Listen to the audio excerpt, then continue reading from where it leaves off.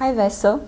Hi Melanie. You are our lead expert for the iPlace project. In this episode, we want to explore what is local economic development and how the iPlace project helped build the capacity of our partners. So to start us off, could you explain to us what is it local economic development? Well, that's the question. And local economic development is actually a collection of many things that we do in our cities to support the growth of our cities and to become economically viable. In the iPlace project, we had quite a few activities that we did to cover aspects that relate to economic development. However, in this MOOC, it's not possible to cover every aspect that local economic development is about, but we are going to go through episodes where we show you what we did in the iPlace project and how we think that's relevant for everyone. What for the partners in our project was the rationale for local economic development? It's important to know that our partners were all small cities and that the capacity of small cities to do local economic development was really the issue for us to address in our project. But there's a picture that we wanted to paint. And so when somebody asks you, but what would be success for a small city in local economic development? It's important to have things that is very measurable. So for us, it's about lots of jobs, good companies to work in, opportunities to start a business, places to study, lots of things to do in the city. That would be what the rationale is for local economic development. How can our partner cities become economically successful? I know this is a big question, but... That's a big question. And to be honest, there's so many things to do that it's maybe a good thing to list all the aspects that are factors that influence economic development. And remember, cities compete against each other, so some cities are able to do certain things better than other cities. So what we're all about is trying to build our capacities on these factors to become better. So what are these factors? They are factors like the local infrastructure in your city, the access to your city, the connectivity of your city, the local services in your city, the support for businesses in your city, and not only support for existing businesses, but the ability to attract new businesses. The advantages that you have as a strategic location, how you can leverage and make the best use of those advantages.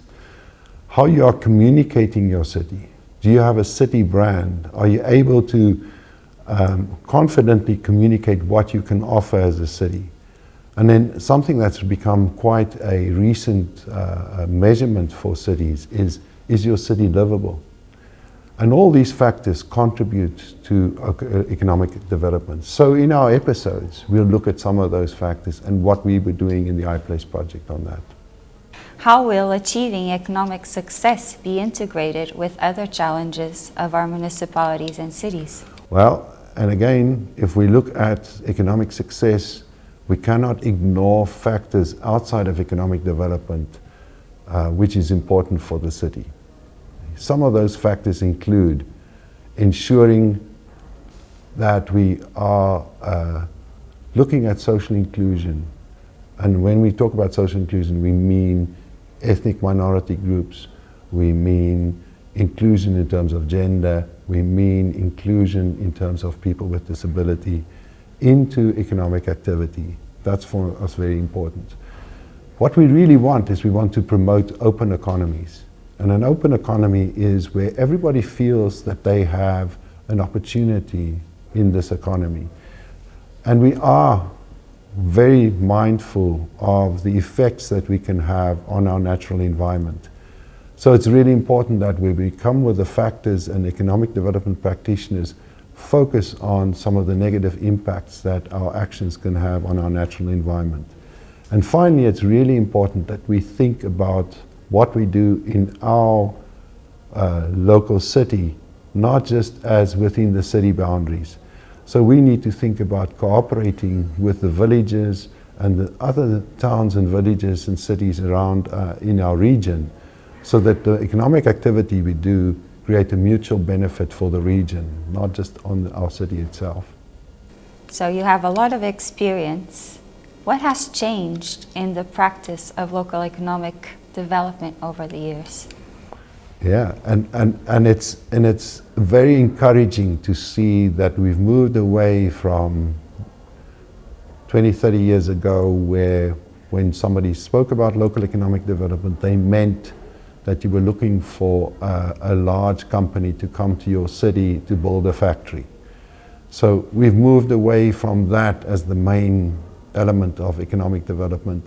It's still there, but we've looked at many other factors now. So what are those other factors? We mainly are looking at how we support and strengthen the growth of local businesses and attract in new businesses. And when we say new businesses, it doesn't necessarily just mean established businesses, it means the opportunity to start businesses in our area. And very much we are looking at the attracting of talent to our cities.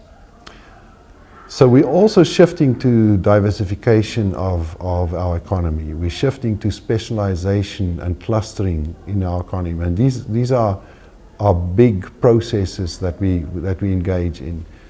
And finally, it's really important that we also promote new infrastructure, new technologies, skills development, lifestyle opportunities, and then the elements that we've mentioned already: social inclusion, gender equality, and livability. And finally, just to say that we cannot operate as economic development practitioners without thinking about the external factors which are pressures on our local economy, such as climate change and such as globalization.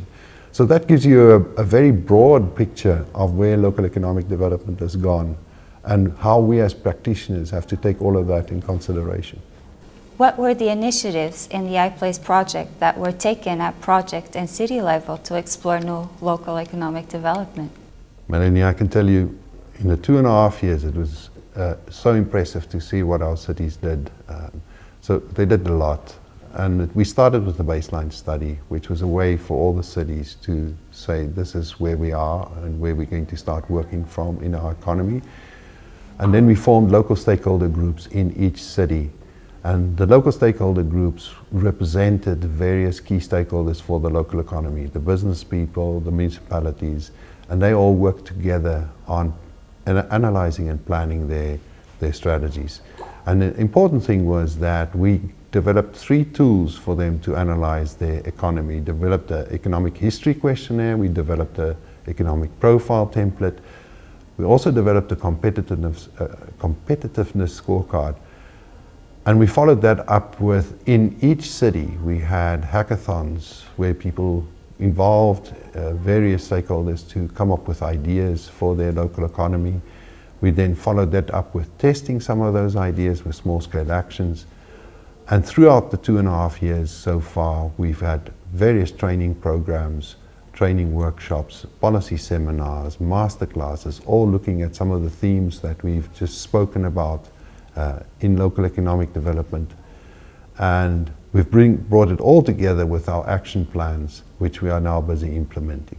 If the scope for new local economic development has expanded so dramatically, how will a small city with limited resources cope? Where do we start? I'm going to answer this question in the negative. And the negative is, if you don't have an economic development strategy, you will be lost. There will be too many things that you try to do without able to predict the impact. So I think our next episode, we should look at economic development strategies.